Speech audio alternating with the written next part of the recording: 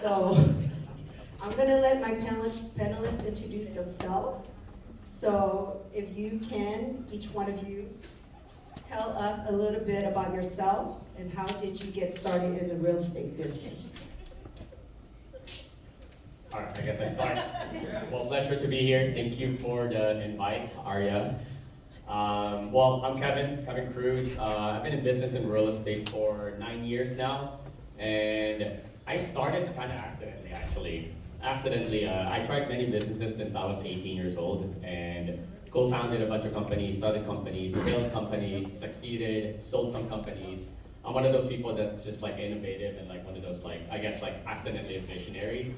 I just found that out like, and I think like after starting so many different things and like failing and succeeding and doing these other things, I fell in love in real estate at 26, 27 years old. It was actually my ex-girlfriend. She keeps telling me to like do real estate, you'll be really good at it. And I was like, okay. And I was trying to be a financial advisor at first, and I actually studied to try to take my serious licenses, and I miserably failed. And that's when I knew like this is not for me. And you know what? Let's do it. Let's do real. Exactly. and after that, okay, fine, let's do real estate. And after that, shoot, like I guess I started doing it, and that's how I started real estate. Thank you for that. Jamie? Yeah. Yeah, so I've been in real estate for 12 years now. I started when I was 20 years old, actually. So at the time, I was doing my undergrad at UCLA. I was studying environmental science, and I was working at a law firm as a legal assistant, and I had thought that my path was going to go to law school and become a lawyer. My parents are the typical Chinese parents. They're both PhDs, engineers. They came to the United States in search of the American dream and for my education specifically.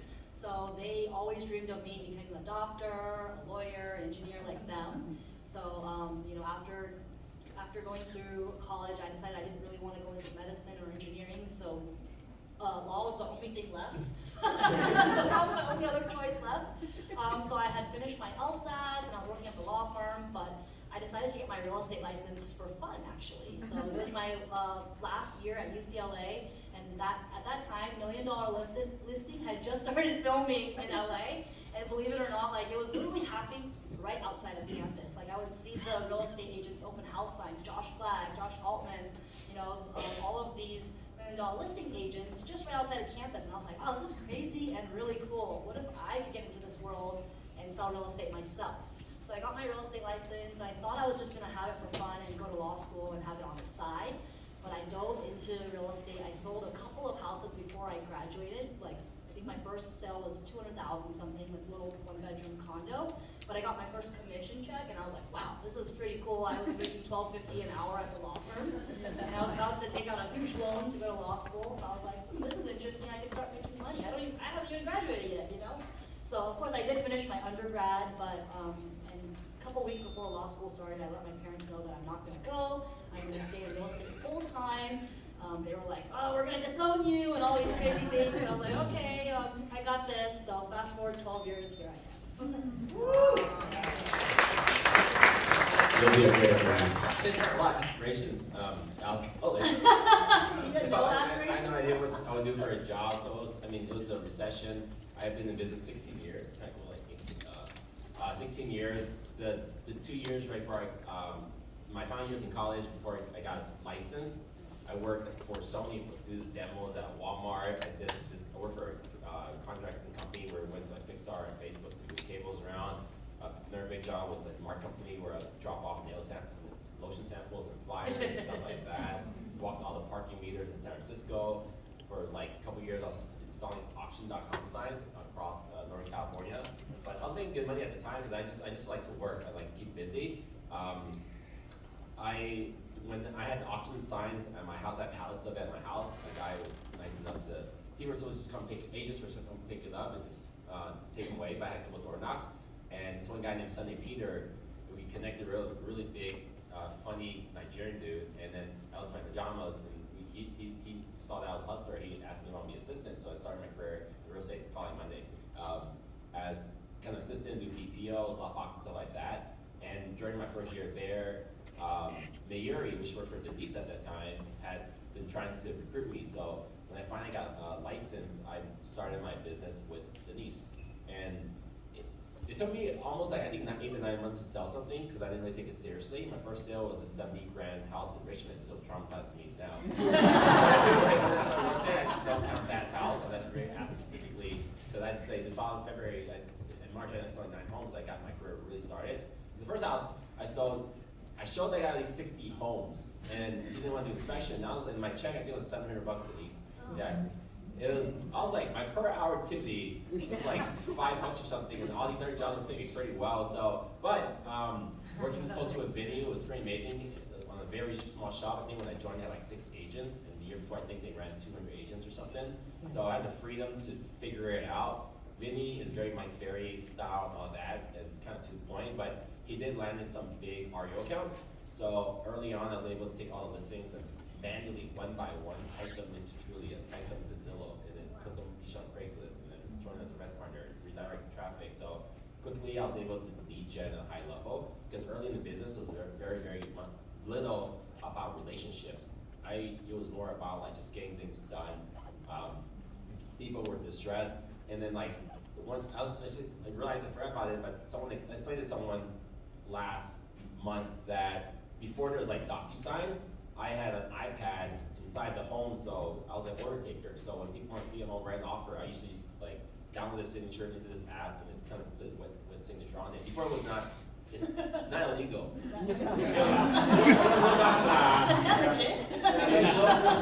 So being able to be really fast at taking orders and processing stuff and making listings and advertising really got me started in business. And I realized, and then I started a team later on because I realized, there's enough leads for me to support that. Yeah, it's funny. Everything that Kenny said is true. When he had the iPad with the signature, I was his broker, and I was like, there wasn't DocuSign at that time. I was like, OMG, let me check with the attorney to see if this is legal or not. But he's very innovative. Everything he says is true. And then with Calvin, I met him at one of the events. He was starting in the business, and he was telling me about his dream. And when I met him, I think 10, 12 years ago, he said he's gonna start a big team. I'm like, wow, this guy just got into the business and already he's dreaming big, but he's doing what he said. And then with Jamie, I met her through Aria, and she's one of our most talented young chairwoman for Aria National. So I'm very proud to be part of Aria. Yay, Aria! So what makes you decide to start your own real estate business, and what were the first steps you took? Anyone? So I decided to start my own real estate business because I wanted to grow my business in different ways and expand in ways that I didn't think I could do by myself anymore. Just like Penny was saying, at a certain point you get to a point where you have more leads than you can handle, and you're almost losing leads because you can't service them all. And so I felt that it was time to start a team to kind of pass on what I've learned in the past to newer agents, and kind of teach other agents to kind of service clients in the way that I do, so that I can focus more on the business building, the lead generation, that type of stuff. Also, I wanted to be able to partner with other top producing agents that are like in different niches and that service different sectors than I do, because we all have competitors in our industry, but we all have different clients, and oftentimes when you're able to partner up with a competitor and work together, you're actually able to both do more business as well. So that's the reason that I wanted to start my own team. And I actually, I just started my brokerage about a year ago. Actually, I have a team of about 25 agents, mostly in SoCal. Actually, I have a couple of NorCal agents as well. One of them is here with me today. But basically, I was kind of tired of the whole corporate atmosphere of the traditional brokerage models, and I wanted to do something on my own that is more kind of forward thinking, without so many corporate rules and things like that. At our brokerage, compliance and structure is still very, very important. However, I think in terms of marketing and we have a little bit more freedom and leeway, and I like to be able to do that. Yeah, so 9 years in the game now. I started my first 2 years, I was a solo agent. I did everything myself, and I know some of you guys like Adrian, they've seen me. 2 years, I went like hustle mode, because I was still broke when I started real estate. I had less than $5,000 in my pocket. I have 2 kids. I was like, dude, I'm really gonna make something out of myself. After failing that serious license miserably, I'm all like, I'm really gonna do something. I have no assets at 26 years old. So, and real estate, I started posting social media my first 2 years. Sold a lot of real estate. I think I did over like, 40 to 50 deals in my first 2 years in real estate. But I ran out of time. And I was doing everything. So my 3rd year, I saw Keller Williams, I read this book, First Year Real Estate Millionaire by Gary Keller. That was a great book. And, and from there, I started building a team. I had buyer's agent and an admin, which is my fiance before. And so it's 3 of us operating the business, and we started doing more and more now. I did that 3rd year and 4th year. And 4th year, towards the end of the year, that's when we started Kinetic Real Estate. So founded Kinetic Real Estate end of 2019. We're 5 years now. And Kinetic Real Estate, we started with 4 of us, and it became 7 my first year. 2nd year, it became 40 agents. And fast forward today, we're at 55 licensed and about 10 operators right now. And yeah, I think I started it I started scaling accidentally. I think after selling so much, helping so many families selling real estate, I'm not gonna lie, it kind of gets boring at some point. You keep doing the same thing over and over, and being a visionary, being a driver, we're kind of like insatiate. I want to do something different. And I'm all like, how can I come from the world of contribution? How can I expand? How can I do something that I can actually build a community out of?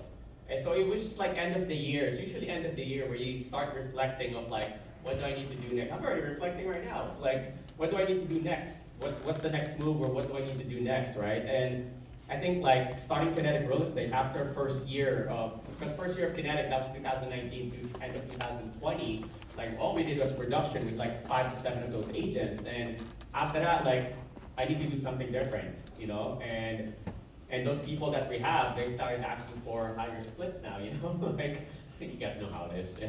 Asking for higher splits, I'm all like, all right, I think I gotta do something different. So I hired a coach, and from there, start scaling the company, and accidentally, honestly, it's kind of accident that this happened. Yeah, where we're at right now. There's no direction. You can't visualize this. You can't put a map in this. Yeah. Thank you. So the question was how you start, when did you want to start a real estate business? It's Yes. a team, right? Yeah, what made you decide to start your own real estate team? So currently right now, Team Fast is my 3rd team.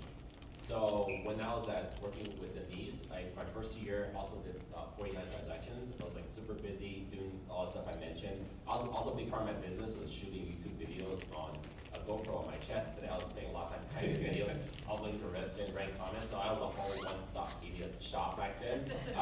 Not 7-Eleven, I was 11-11. I was staying very late and party afterwards. But my 3rd year I started a team just because my business went for 24 to 50 deals within my 3rd year, and because I partnered with Redfin, I had so many leads coming in, and then your quality of service drops, you're losing money because you could have worked with some clients, but you went somewhere else, so it was out of necessity. And then I ended up bringing on my friends, close friends at the time we were hanging out, like David Nguyen, and just also Keith Pieces and everything, to work with me, because they were working at Good Guys or Shark City for one of those, one in Denverville. I was like, hey, just hear me out. There's this real estate stuff is not that hard. It's all just lead gen and showing, so we brought them into the business.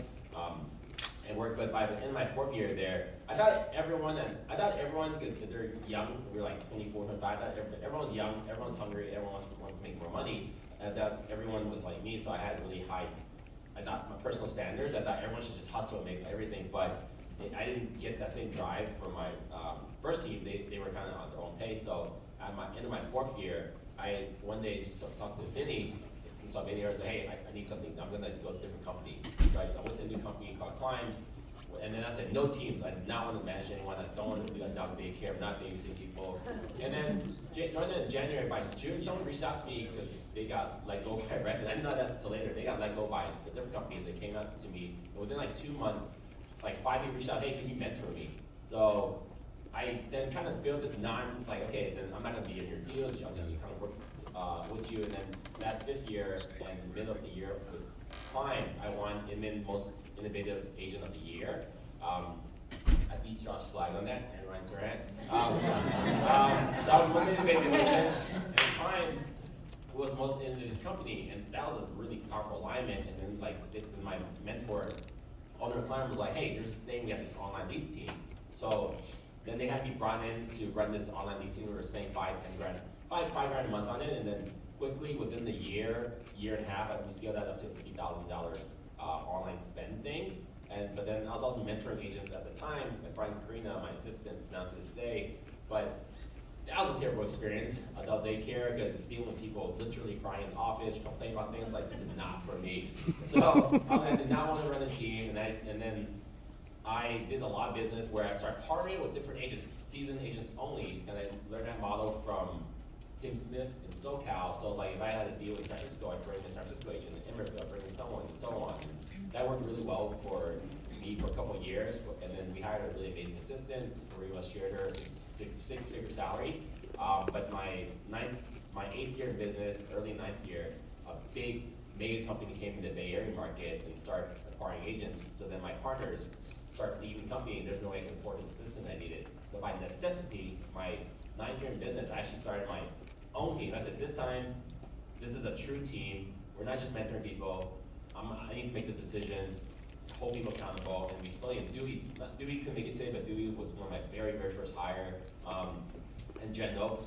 So within that year, the third team now, we scaled from like 1 to 10 agents, and then we ended up doing about 88 transactions that year. I was still partnering with different agents, and then my 10th year was COVID. My company actually shut down. They were acquired by Realogy, and they shut that company down with a week notice. And then it came this new company called EXP, had 16,000 agents. It came here just because it was cheap. You can brand yourself. And then COVID came and had like 11 agents in January. By June, had 15, 16, because everything shut down from March till like June. I did a lot of online stuff. And that team quickly scaled up from about 16 to 100, because there was people in the marketplace looking for something different. So that, we just saw an opportunity there. Thank you, Kenny. Yeah. But also to remind you, we only have a Oh, short sorry. amount of time. So if anyone wants to see Kenny later for the full story. He's not done yet. Because that was only the beginning. Question 2, people. We gotta move along. Thank you. Moving right along. So what quality do you look for when hiring agents and staff to join your real estate team? I'll start really short. Okay. Grit, like grit's number one. It's really hard to find people accountable, grit, hungry, and right now I think the requirement is social. So even in the interviewing process, it's sending a video for an interview. If you're not okay with being in front of people all day, it's not. Yeah, I agree as well. I think number one, like someone who is a good person and collaborative and is a good cultural fit for the team for sure. But for sure, somebody that's willing to put the time and effort, get up every day and actually put in the work. I never hire anyone who is expecting leads for free. You know, I call them birds. They're like baby birds. Like, baby. How are leads? So I'm like, no baby birds at my brokerage, okay? Even though our logo is a hummingbird.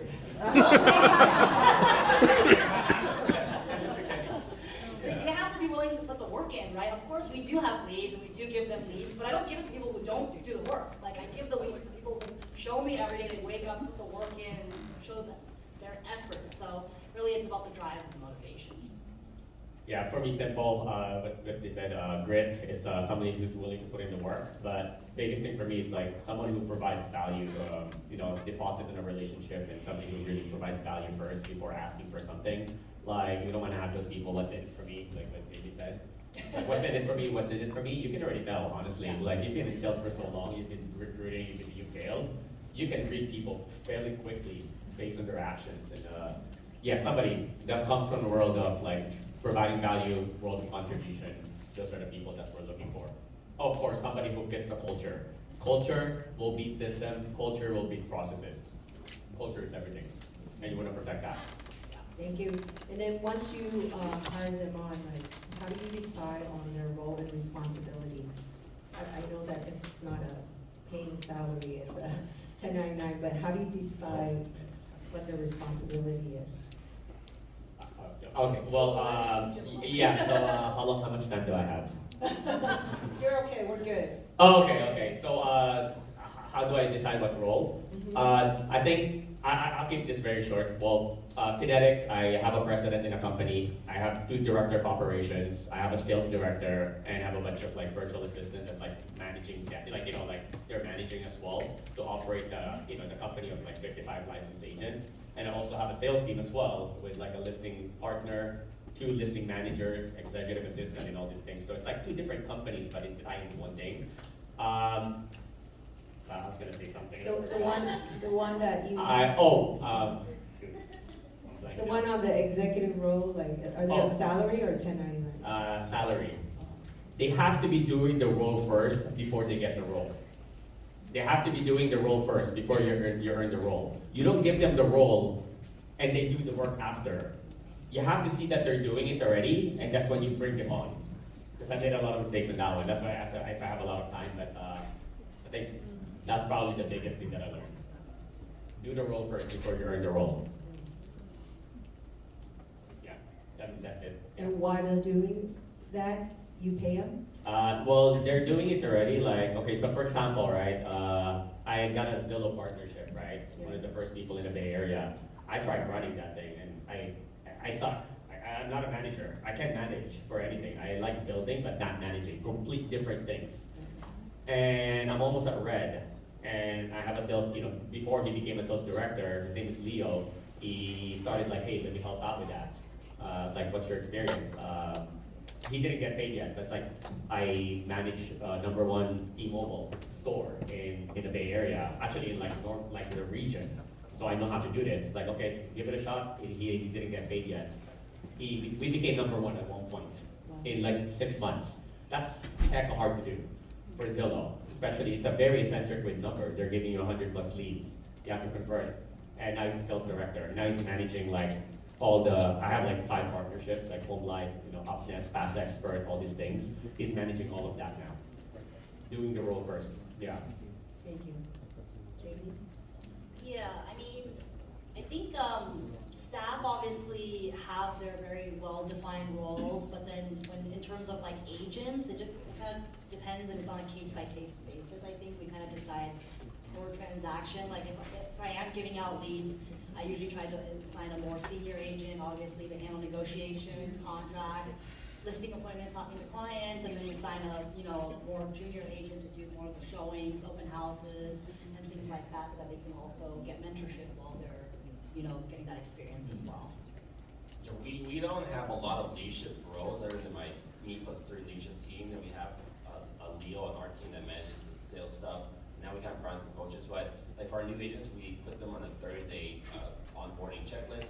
They knock out a bunch of items to get access to like online is almost 100% of business. To get access to online days, you have to learn how to do a fire consultation, you need to call a Defon, and so on, and then you can earn your way to spine to one of the programs that has no metrics and accountability.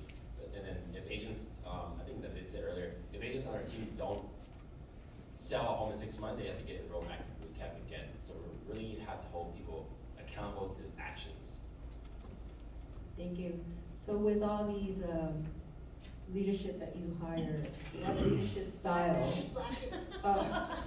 leadership style do you found most effective in managing a real estate team? For me, I always live by this quote, never above you, never below you, always beside you. You don't want to sit in that pedestal. I hang out with my team. Matter of fact, it's one of our commercial partners' birthday tonight.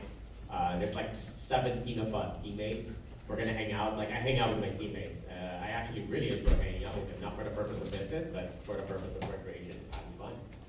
Like never above you, never below you. Always just like just be you. Be you. Be you. That's my. I live by that. You don't even gotta be trying to be somebody else. Change your alter ego. Just be you. I agree with that. I think I have a more of a collaborative leadership style. I think it's important to very much listen as a leader. Sometimes as a leader you forget to really listen and understand what people are going through. And I think it's important to delegate, but also let the people that you're leading take ownership of the initiatives that you're working on so that they feel proud of what they're working on and feel like they've helped accomplish something along with the team as well. And so we are around 210 agents. I personally am not that well connected with many agents on our team unless they're doing something. So I'm really close to the producers.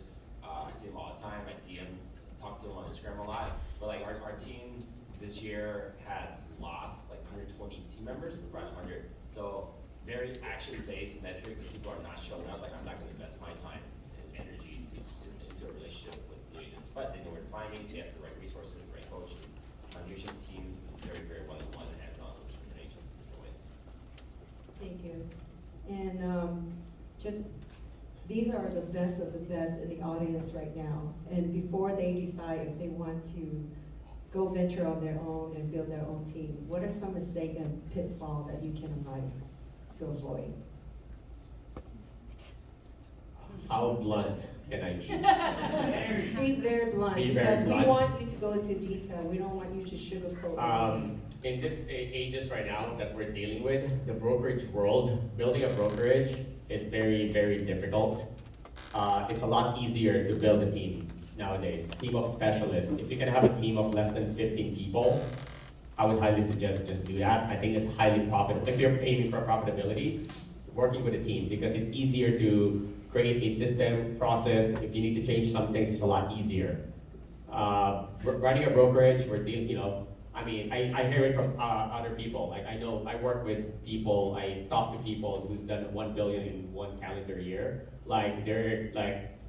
I'm one of those freaks that really try to study how to be successful in business, because I have no other choice, I'm taking care of so many people and stuff, and yeah, like the brokerage world, unless you get to like 150 people in a brokerage, that's when it becomes really profitable, in my opinion. But starting a team, work with a team, and really advise to read First Year Millionaire Real Estate by Gary Keller. Highly suggest that one. It's a pretty, really good. I think like a lot of people think that like once they get to a certain number of production or a certain number of years in the business, the next step is like obviously you have to start a team. But I think you have to really think about whether or not that's what you want for number one, your lifestyle, because your lifestyle is for sure going to be completely different. I used to have a lot more free time, obviously, when I was an independent. It took me 10 years before I decided I wanted to start my own team of brokerage, because I really enjoyed being an independent agent. It was very nice. I felt like I had so much free time. Like I'm a very efficient person, so I could do a lot of deals and still have like half my life free, right? So now I don't have that anymore. Obviously, I'm also the art national president, so that takes up a lot of my time. But like number one, like first of all, is that really what you want for your lifestyle? Do you want to be a babysitter, a manager, leading people? Number two, are you actually ready for it in your own business? Like if you don't have systems and you don't even know what you're doing in your own business, it's kind of just random, and you're not have everything kind of set up in a way that you could replicate and teach people, it's just going to be like a whole cluster. Once you start. So that's my advice, is that really evaluate whether or not this is what you want, and then really have a plan and a structure to implement once you get there. I always recommend people either don't turn real estate, don't start a team. So 2 + 2 doesn't necessarily equal 5. like Jamie, I'm gonna repeat. Like what Jamie said, already, like a lot of people just think there's a certain part of your career you're supposed to do it, but realize that you might be able to make more money with more leverage joining a larger team or larger brokerage. And if you are interested in it, because a lot of us when you think of doing a team, you want more leverage and more time back, more money, I think. So why not explore some other models? Maybe mentor agents, maybe hire an assistant, maybe partner with other agents in the office, and then before you even hire fire agents, see if you are even easy to work with. Because I see a lot of teams explode because they weren't very clear. They think just because you do a lot of deals, I do a lot of deals, we're kind of the same market, why don't we combine forces? And then it usually doesn't end well. So I would actually recommend people don't necessarily start a team, but find other options out there and find partnerships within your office. A lot of times I think people start teams for egos, and then you do get into the team side, realize when you're in a team space, now you're competing with other teams. Like we're all, like me and Kevin are similar markets, then now you gotta look at the people you want to attract. And also when you start a team, you kind of become a recruiter. Yes, you can be recruiters, but a lot of times you become a recruiter, and that's what like 30 work people don't like, but that's what it becomes. And then now, can you out recruit a $1 billion team? Can you out recruit Kevin and myself? And then we look at your team, why would someone want to join you versus me, or so on and so on. So then you're in a whole different space. And then you're gonna have so much turnover, you're gonna be upset, especially if you're a relationship person. I feel like Jamie is. I'm less so. So you're like, if you value interpersonal relationships and that love and compassion, whatever other people have. When you bring out team members and they leave you, that's going to wreck you. You're going to be upset. You're going to lose sleep over that. So are you built to run a team, and what type of team and what scale? So I have a very large team, so it's a lot different. I feel like it's more like brokerage, but then I work closely with like a smaller amount of people in my team. Thank you, Kenny. It's so true. You gotta ask yourself, this is what I keep hearing from the first panelist, and the second is, do you wanna be a babysitter? You know, a lot of times you guys do really great on your own, and then you build a team or become your own broker. That's That's all why they call article us today, broker. like I posted in my stories, like that's the same thing that's so funny to me. It was in Fast Company. It said 75% of corporate managers report that 6 of 10 people have fired Gen Z this year, but 75% of corporate managers report that Gen Z are offended easily, entitled, and lack work ethics.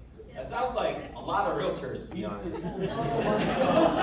Just Gen Z is every generation, We're I think. business where if you're independent, but then we hold you accountable, you get upset. Because I was on a roundtable question with Ricardo, Kevin's partner, so we went deep into team stuff, so it got me thinking that.